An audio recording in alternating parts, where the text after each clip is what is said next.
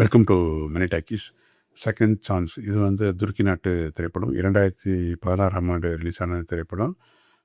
இது வந்து மிகச்சிறந்த திரைப்படம். அதை வந்து ஒரு தமிழ் படத்தை பார்க்குற உணர்வை கொடுக்கும் உங்களுக்கு.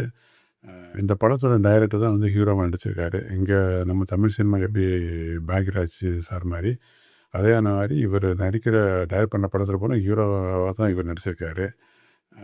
அதான் வந்துட்டு இது ஒரு மிடில் ஏஜ் லவ் ஸ்டோரி. அதாவது செமல் அவர் வந்து ஒரு ரெஸ்டாரண்ட் வச்சு நடத்திக்கிட்டு இருக்காப்புல. யாஸ்மின் இவங்க வந்து ஒரு மேக்ஸ் டீச்சர். இவங்க 2 பேருமே வந்துட்டு முதல் திருமணம் வந்துட்டு தோல்வியில் முடிஞ்சிருது. இப்போ இவங்க 2 பேரும் வந்து எதிர்பாராத சூழ்நிலை மீட் பண்ணி அவங்க லவ் பண்ணி அதுக்கப்புறம் மிஸ் அண்டர்ஸ்டாண்டிங் மறுபடியும் எப்படி சேர்றாங்கிறத வந்துட்டு ரொம்ப காமெடி ஒரு சென்டிமெண்ட்டோடு சொல்லியிருக்காங்க.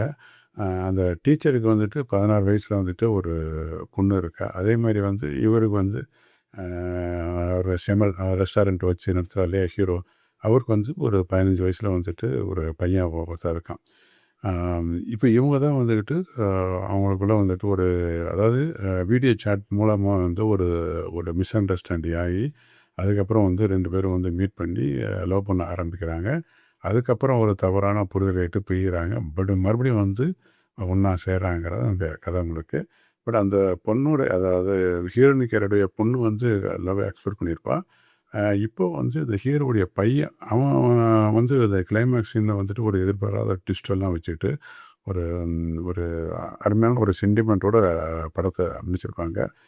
அவசியம் பார்க்க வேண்டிய திரைப்படம் இது. இது வந்து யூடியூப்பில் இருக்குது. அவசியம் பாருங்கள். சேனலை மறக்காமல் சப்ஸ்கிரைப் பண்ணுங்கள். நன்றி, வணக்கம்.